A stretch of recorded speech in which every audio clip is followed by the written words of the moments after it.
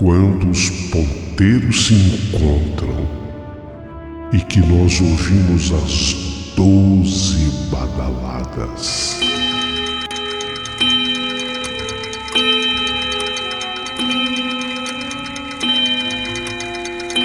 A hora que se anuncia é meia-noite.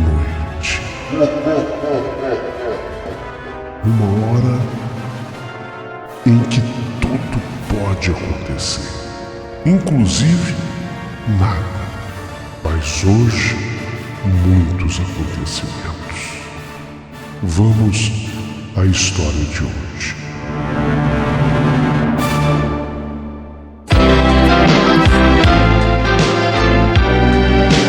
Rádio Emoção. Paulinho, boa pessoa. A verdade de cada um.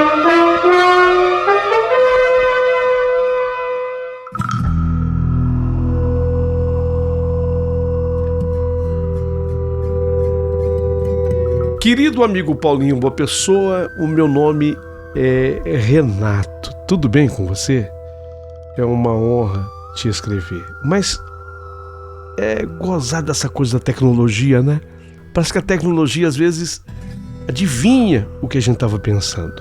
E o Google, ele tem um serviço que de vez em quando ele joga na tela do seu celular lembranças de fotos. Tem um dispositivo chamado Google Fotos que faz exatamente isso.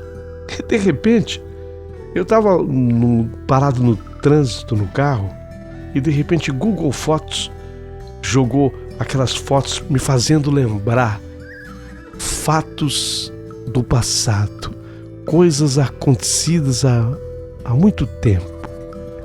Aí Google Fotos me lembrou fatos antigos. Eu olhei para a foto, fiquei até arrepiado na hora, porque de repente eu vejo a imagem do Dionísio Pescador.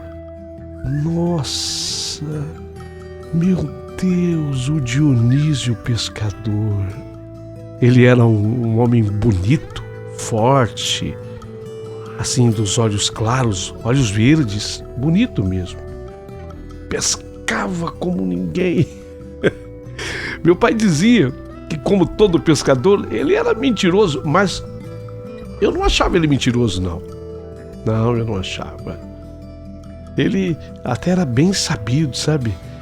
Era impressionante como ele conhecia peixe. Pode perguntar aí, peixe com A, Dionísio. Eu lembrava, eu brincava com ele, eu era menino. Eu falava assim pra ele: ô Dionísio, peixe com A, com letra A. Falou: abotoado, acará, aruana, quer mais? Quero mais. Andirá. Nossa. Aí eu falava: peixe com... Aí ficava pensando na letra, né? Uma letra difícil. Peixe com C é fácil. Peixe com J. Jaú, Jacundá, Jundiá, Jurupoca. Jurupoca é peixe? Jurupoca é peixe, pode pesquisar aí. Jurupoca. O que mais você quer saber? Peixe com L, mas não vale lambari. Então limpa fundo. Era impressionante. Limpa fundo. Será que existe esse peixe? Ele falava que sim. Limpa fundo? Limpa fundo. Tá bom, se você tá dizendo. Com M. Mandi, tem o Mato Grosso, tem a matrinchã, que é um peixe maravilhoso lá do Amazonas. Tem um peixe chamado mussum, que era apelido dos trapalhões, do mussum. Era devido ao peixe. Meu Deus do céu, o homem sabe tudo de peixe. Eu ficava impressionado, mas ele era uma pessoa muito especial. Dionísio, o pescador, o amigo do meu pai. Caramba, ele teve um triste fim. Eu me lembro como se fosse hoje, sabe? Sábado de manhã, meu pai organizava lá em casa uns jogos. Meu pai adorava de receber os amigos na casa dele. Então meu pai tinha muitos amigos, mas dentre eles o Dionísio Pescador. Vinha o Roberto, vinha o Antônio, o Luizinho, o Caiçara. Ia juntando gente lá na casa de papai. E ele se divertia. Meu pai era motorista de caminhão. Nossa, o que ele tinha de amizade com aquela gente. Naquele dia, eu fiquei lá. Fiquei lá naquele sábado. Eu tinha recém-casado, mas eu fiquei lá o dia inteirinho. Era um churrasco. Papai promovia jogo de truco, dominó. Conversamos muito. E o Dionísio Pescador contava piada. Todo mundo ria. Todo mundo... Era um sábado. E aí você sabe, né? Churrasco, sempre se bebe mesmo alguma coisa, uma caipirinha, uma cervejinha, mas ninguém ficou assim ruim de cair, não. Só que na saída dali, o Dionísio Pescador, ele era um homem muito bonito. Eu já disse, tinha os olhos claros. Ao invés dele ir direto para casa, ele passou ainda num lugar onde tinha uma dança, tinha lá um forró. Era um bar, só que esse bar era grande e o dono do bar acabou criando lá um lugar para dança. E se tocava um forró e ele passou ali naquele forró para dar uma dançadinha. E quando foi mais tarde, bem mais tarde, foi que ele regressou para a casa dele. Na madrugada do sábado já para amanhecer, o domingo, ele, o Dionísio Pescador, ligou para o meu pai por volta de umas 2 da manhã, 2:30 da manhã. E a notícia que ele tinha para o meu pai era terrível. Gilmar, ele já estava com a voz até saindo com uma certa dificuldade. Gilmar, pelo amor de Deus, vem me acudir. A minha mulher atirou fogo em mim. Que, Dionísio? Minha mulher atirou fogo em mim, Gilmar, vem me acudir. Meu pai pediu para que eu fosse com ele, me ligou em casa e ficou com medo. Essa coisa da mulher ter ateado fogo nele, achou que estava vendo uma briga. Meu pai passou em casa e me pegou. Fomos juntos. Aí do caminho, meu pai já foi ligando pro corpo de bombeiros e relatou o acontecido. Quando nós chegamos na casa do Dionísio Pescador, a mulher dele, a mulher do Dionísio, que chamava Dona Vera, ela estava embriagada e totalmente alterada. Olha, me dá até medo de falar. Quando eu olhei para a cara da Dona Vera, ela regalou assim os olhos. Me dava a impressão, porque os olhos dela estavam bem vermelhos, não sei se de chorar, não sei se de tanto ter bebido, mas ela estava com os olhos caninos, os olhos diabólicos, os olhos vermelhos. E aí, embriagada como ela estava e parecia possuída por um espírito demoníaco, ela agrediu meu pai na chegada. Gilmar, ela conhecia meu pai. Gilmar, aqui você não vai entrar. E falava com dificuldade, porque ela estava embriagada. Aqui você não vai entrar, você não vai acudir ninguém, você não vai entrar aqui. E ela queria impedir o meu pai de entrar para socorrer o Dionísio Pescador. Só que eu também estava junto. E então ela partia, o meu nome ela não sabia. Então ela gritava Gilmar e falava para mim, sai, sai. Ela estava com os olhos vermelhos, completamente alterada. Só que logo em seguida, eu acreditava que, para sorte do Dionísio Pescador, o corpo de bombeiro chegou em seguida.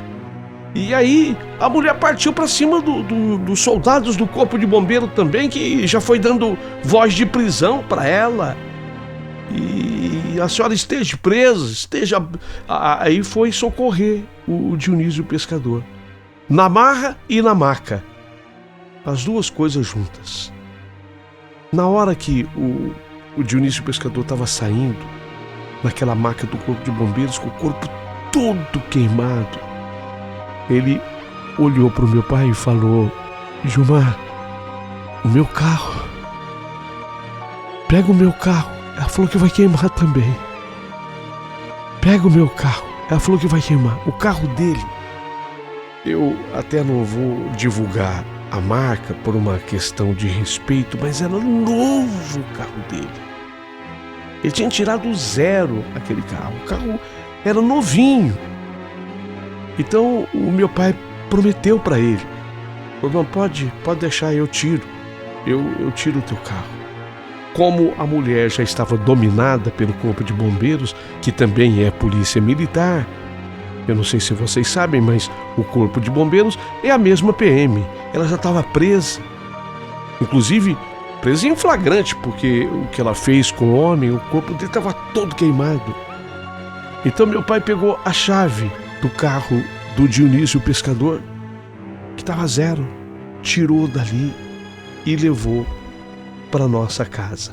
De modo que, como eu tinha ido com ele, o meu pai foi dirigindo o carro dele e eu fui dirigindo o carro do meu pai.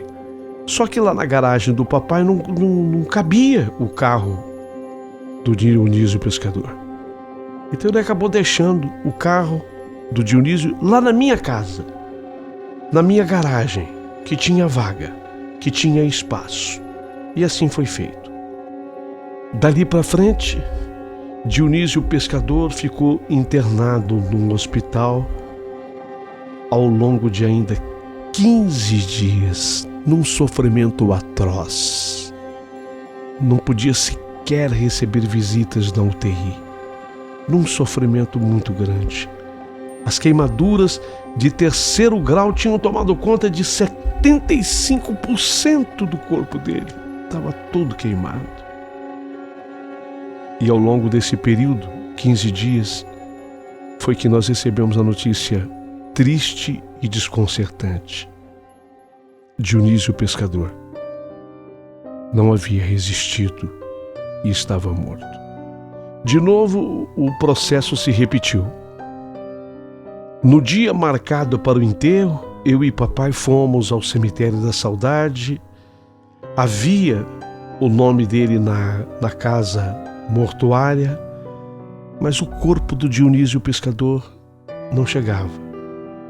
Ficamos lá no cemitério até que fechou, sabe? E o corpo não chegou. Aí ficou para o outro dia. Papai amava o amigo, tinha um respeito imenso por ele. Ficou para o outro dia. Na manhã seguinte, estávamos já esperando a chegada do corpo e a funerária passou direto com o corpo e levou para ser sepultado, sem avisar as pessoas que estavam lá na casa mortuária. O coveiro, sim, é que teve que vir chamar as pessoas que estavam aguardando para velar o corpo. Houve uma atrapalhada num momento inoportuno. O enterro aconteceu imediatamente com o caixão lacrado. Só tinha aquele vidrinho onde dava para ver um pedaço só do rosto do nosso dileto amigo, o Dionísio Pescador, o homem que sabia tudo de pescaria e o nome de todos os peixes. O corpo dele, de acordo com informações, já tinha entrado até em decomposição e teria sido este o motivo do adiamento do enterro e, na verdade, adiaram porque não tinha condição de fazer um velório público. Jamais me esquecerei, sabe, da tristeza que foi, apesar de ter durado muito pouco. O sepultamento ao todo, se durou 30 minutos, 40 minutos, foi muito. Mas as filhas do Dionísio estavam muito tocadas. Uma delas, a Glória, estava muito, mas muito emocionada. A Diva, a outra filha, também a mais nova, a Diva e a Glória, elas estavam bem tocadas. Inclusive, a mais nova, a Diva, tinha um bebezinho de colo recém-nascido, que era o primeiro netinho do Dionísio Pescador. Eu me lembro que ele falava muito que ele ainda ia jogar muita bola e levar o neto para aprender a pescar. Bola não era com ele, nunca jogou bem, segundo ele dizia, mas pescar sim. Ele iria ensinar o neto a pescar. Sonhava em ensinar o neto a pescar. Lamentavelmente não deu. Durante o enterro, as duas filhas, tanto a Glória como a Diva, falaram comigo.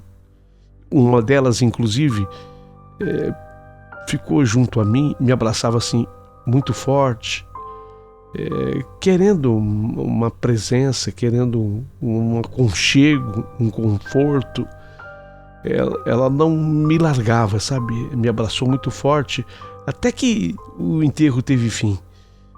Eu entendia que a dor dela era muito forte devido à perda terrível que teve, e não era só a perda do pai, porque da mãe também. A mãe estava presa. A mãe havia sido presa em flagrante. Afinal de contas, ela cometeu um crime. Havia assassinado de maneira brutal o marido. Então, aquelas meninas estavam perdidas, coitadas, porque tinham perdido o pai, que era um amor de pessoa, e a mãe estava presa. Ela muito envergonhada. A que fazia isso era justamente a Diva, a mais nova, a do neném. Então ela entregou o neném para a irmã, a Glória, e ficava me abraçando, sabe? Mas não que ela tivesse qualquer interesse em mim, longe disso. Ela estava tão desesperada que ela queria alguém para abraçar. Ela e nós não tínhamos intimidade nenhuma. As outras pessoas nos olhavam até de uma forma desconfiada, assim. Eu percebi esses olhares. Mesmo assim, eu a abraçava de volta. Ela chorou muito comigo, chorou muito no meu ombro. E eu também chorei, porque eu gostava demais. Eu era menino, eu conheci o pai dela desde o tempo de menino. E naquele momento eu fiquei também muito tocado com a morte dele. Depois que o pai dela foi sepultado, da Diva, foi que ela encerrou o abraço. E mesmo assim ainda me deu um beijo no rosto, agradecendo por todo o apoio. Eu fiquei até, confesso que um pouco desconfortável, tanto que na hora que eu fui sair para ir embora, a minha mulher estava junto, minha esposa estava junto. Ela me interrogou de uma forma até: como assim? Por que essa moça fez isso com você? Nossa, ela exagerou, eu não conhecia. Quer dizer, eu já podia ter visto a moça uma vez ou outra, mas nunca tivemos qualquer intimidade. No entanto, ela havia me tratado daquela forma. Ainda tive que passar por isso. Mas, na verdade, a minha história só estaria começando com respeito ao Dionísio Pescador. Acontece que o carro dele ficou lá na minha casa. Então as moças, as filhas, a mãe presa, as filhas se tornaram donas do carro. E me pediram que eu vendesse o carro. Elas me pediram o favor de eu vender o carro para elas. Inclusive, eu queria tratar assim tudo por telefone, porque eu já sabia que a minha esposa estava enciumada de uma das filhas, mas ela não estava entendendo que foi uma atitude, uma reação dela no dia lá do enterro do pai. Então eu procurava resolver tudo por telefone. Só que aí a coisa se complicou, porque o jornal da cidade acabou publicando a notícia de uma maneira totalmente distorcida. Não se sabe quem foi que passou a informação. Desconfia-se que teria sido uma irmã da mulher do Dionísio Pescador. A irmã, acho que no afã de ajudar a outra que estava presa, ela acabou mentindo para a reportagem. O jornal publicou aquela história como verdadeira, que ele judiava da mulher, que ele era muito mulherengo, que ele tinha várias amantes, que naquela madrugada em que tudo aconteceu, a mulher agiu em legítima defesa, depois que ele chegou embriagado e querendo bater nela, teria passado a noite com outras mulheres, chegou todo marcado e manchado de batom e perfume barato. Olha, a reportagem acabava com a imagem do Dionísio Pescador e acabou sendo publicado aquilo.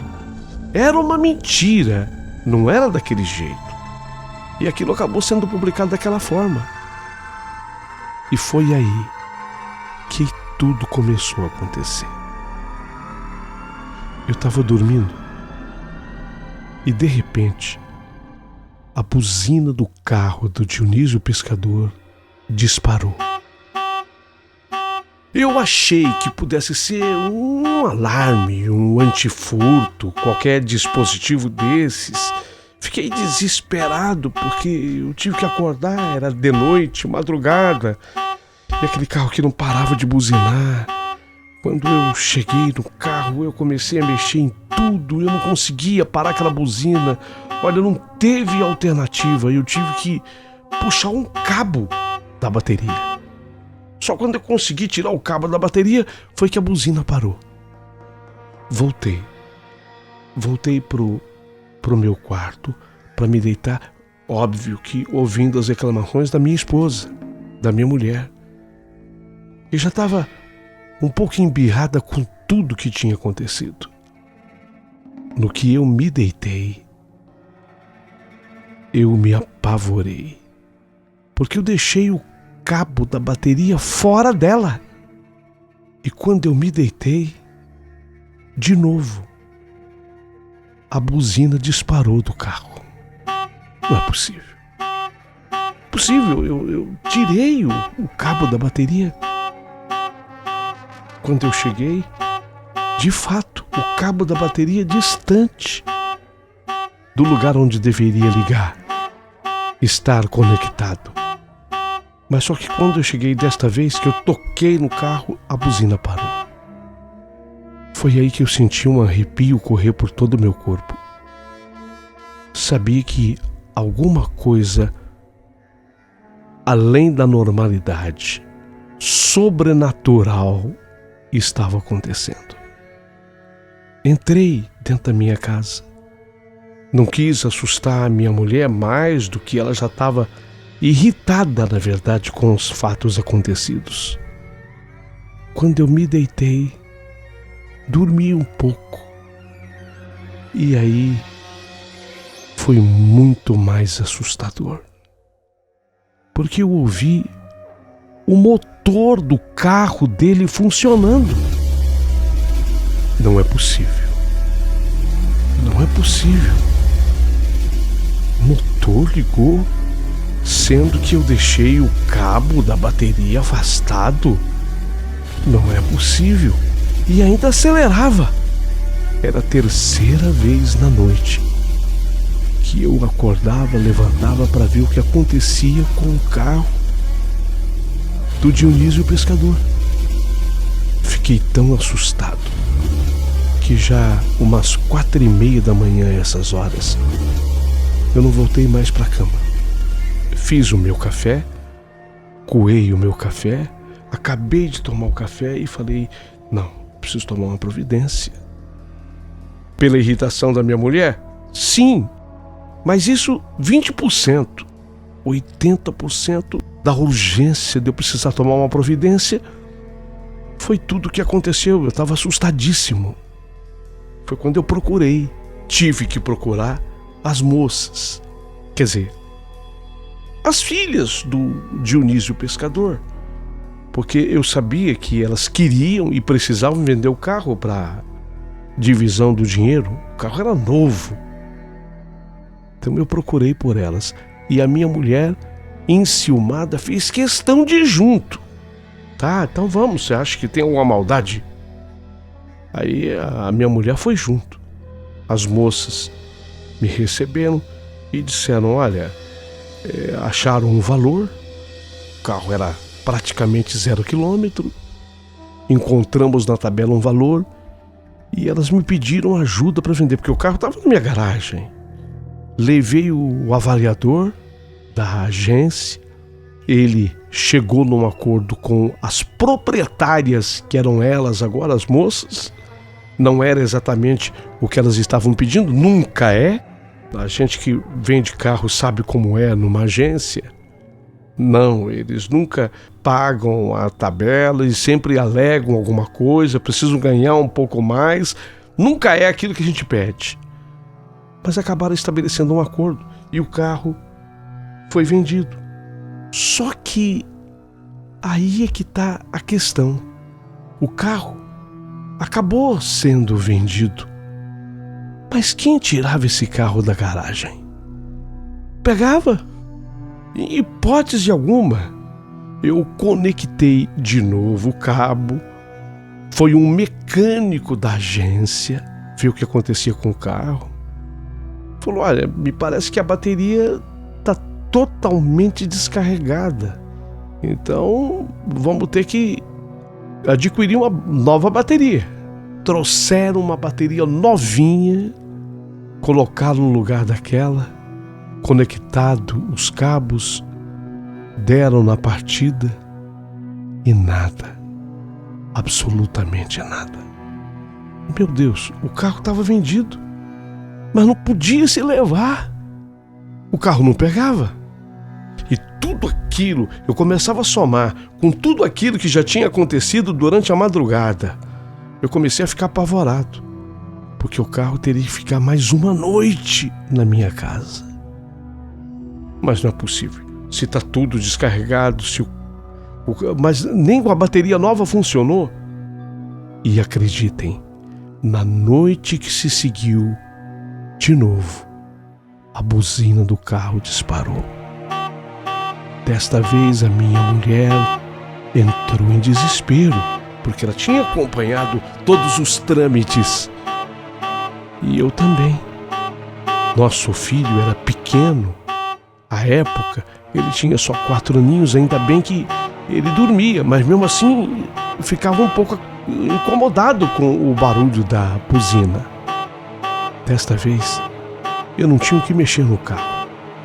Então, eu tive a sensibilidade espiritual de fazer algo que a minha mulher ficou muito assustada e de olhos arregalados. Me levantei da cama e falei, Dionísio, eu já entendi. Você está aqui, você está sofrendo por algum motivo. Então, você sabe muito bem, sou pecador, comedor de arroz com feijão. Pouco entendo disso, mas eu tenho fé em Deus e em Jesus. Então eu quero pedir a Jesus que acolha a tua alma, que o receba no melhor da sua morada, que você tenha paz. Mas, se você quiser revelar o que está lhe acontecendo, por favor, pode se manifestar, ou se manifeste no momento que eu estiver dormindo, num sonho. Eu preciso entender o que está vendo. Na hora, a buzina parou. A minha mulher, assustadíssima, me dizia que queria dormir o restante da noite na casa da mãe dela. Eu fui fazer o seguinte: com o meu carro, peguei a minha mulher, meu filho, os levei na casa da sogra, que não ficava muito distante da minha, e voltei para minha casa, sozinho. A minha mulher não acreditava. Você é louco? O que você vai fazer lá? Vou porque você ouviu o diálogo que eu mantive com a alma e o espírito dele. E ele vai se manifestar. Eu quero entender o que está vendo. Voltei para minha casa. Tudo quieto, em silêncio. Nenhum movimento no carro. Nada. Me deitei na cama. E quando eu peguei no sono, eu tive um sonho. Ele escolheu se manifestar comigo através do sonho.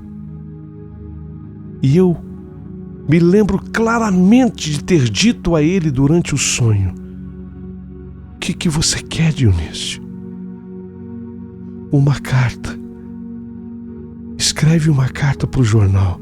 Procure. Desminta tudo que foi dito a meu respeito, para que eu tenha paz. Desminta tudo que foi dito a meu respeito de maneira errônea, falsa, mentirosa. Por favor. Acordei. E na hora eu comecei a escrever. Na hora. Peguei aquele texto que eu escrevi, terminei por volta de umas 7 horas da manhã. Fui até a redação do jornal. Procurei o jornalista responsável, que aliás, como a cidade é pequena, todo mundo conhece todo mundo. Ele conhecia meu pai, conhecia mim. Falei com ele. Expliquei que a reportagem que havia saído sobre o Dionísio Pescador tinha sido completamente equivocada. E coloquei para ele tudo o que estava escrito no meu texto. Entreguei o meu texto para ele. Ele ouviu outras pessoas e fez publicar no dia seguinte um desmentido da notícia. A partir da notícia desmentida e o pedido de desculpas formal do jornal, o carro voltou a funcionar normalmente. E o negócio que já tinha sido concluído com a agência de carros pôde se concretizar. O carro foi levado normalmente pelos novos proprietários. Mas essa história ficou comigo. E sempre que eu tenho uma oportunidade, eu gosto de contá-la nos mínimos detalhes, para que as pessoas entendam que uma pessoa, mesmo depois que ela parte para o outro lado do mistério, ela ainda sofre com as injustiças que se faça contra ela aqui, as injustiças que sejam feitas aqui, ainda atinge a pessoa do outro lado do mistério. O Dionísio Pescador é um exemplo bem explicativo disso tudo. Respeite a dignidade do morto. Não é porque a pessoa morreu que você tem o direito de inventar qualquer bobagem a respeito daquela pessoa, imputando a ela coisas especialmente que ela não fez. Porque do outro lado, a pessoa sofre com as injustiças.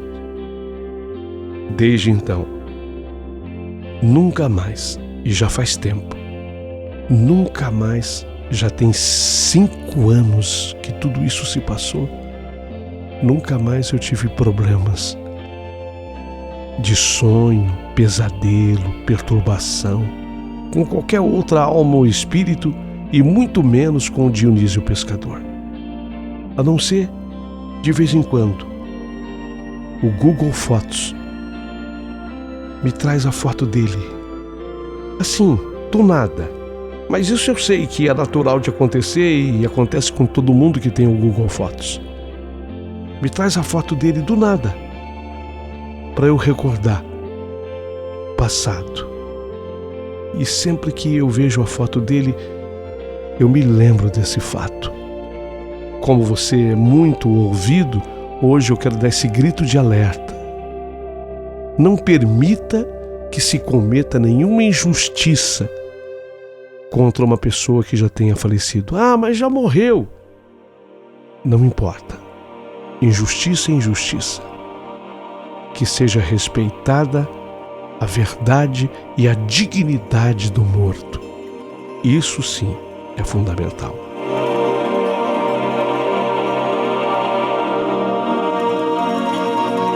Se você gostou da minha história, dá o teu joinha, curta a história, se inscreva no canal. E se sobrar gentileza, manda um valeu demais pro Paulinho da Pessoa. Ele bem o merece.